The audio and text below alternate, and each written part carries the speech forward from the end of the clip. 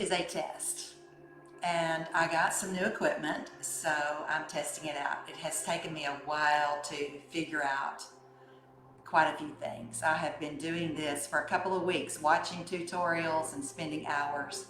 But anyway, I hope to get back to you on a regular basis. But when I started thinking about making a live stream test, I then just started thinking about testing and what is a test?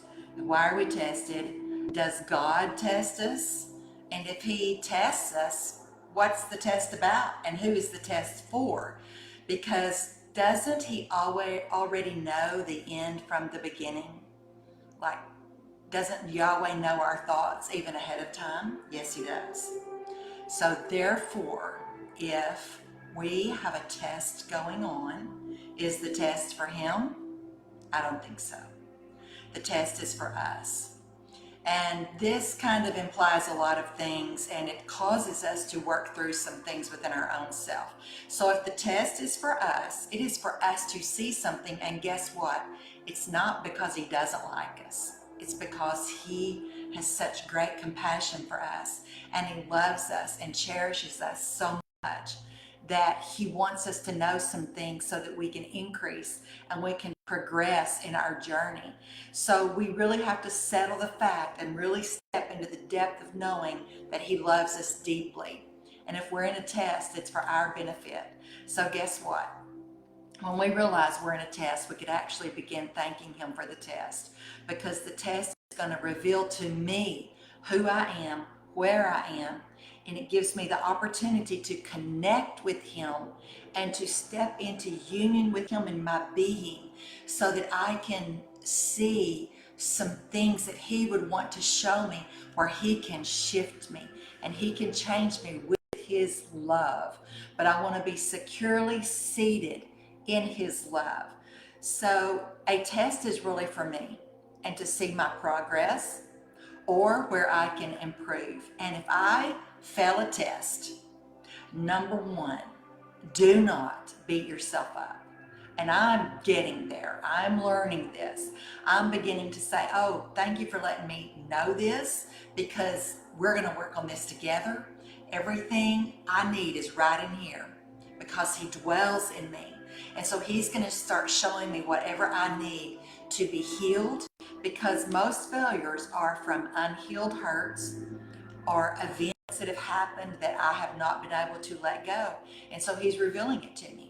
So we're going to start talking about this, and I'm going to share this passage with you real quick, and I'm going to build on it in the next few weeks to come. But this is in Jeremiah 31, chapter 20, and it is just one of my favorite things right now. I've begun to break it down in the Hebrew language because it has so much depth, but I'm going to just leave you with the verse for today. And I want you to meditate on it and think about it. And this is Yahweh speaking. This is Him speaking to you. It's Him speaking to me straight into my heart.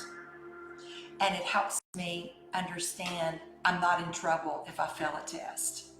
It just means I'm loved, because He loves us. He changes us. He works with us from the inside out. So listen to this verse, Jeremiah 31:20. Isn't Ephraim my dear son? Now I'm going to break this down so we can understand later, but this is speaking to me. This is speaking to you. You can just put your name in there. So I'm going to put my name in here. Isn't Shara my dear son or daughter? Either one. It's a spiritual term that we are His children. Isn't Shara my child? A child who delights me so. This is the Father speaking. We delight Him, even when we make mistakes. But He delights in us, and I'm going to break this down in the future. I speak about Him all the time. He speaks about us all the time. I can't help but recall Him to mind. He can't help but thinking about us and wondering about us. You know, four of my little grandchildren live down on the coast. I can't help but call them to mind, because I love them so much. And our love is so minimal compared to Yahweh's. He cannot help but call us to mind with great delight, not in trouble, delight. In sum, I deeply yearn for her. I deeply yearn for him. He deeply yearns for us. I will surely show him favor, says Adonai. I want to encourage you to take this passage, claim it for yourself, sit down in it, meditate on it, take everything out of this passage into your being so that it begins to work in you and then through you to others, because this is his great love for us. And I'll see you soon. We'll get back on a regular schedule. I love you all, and I want you to know how deeply loved you are by the Father. You're not in trouble with him, because guess what? Yeshua was punished in our behalf.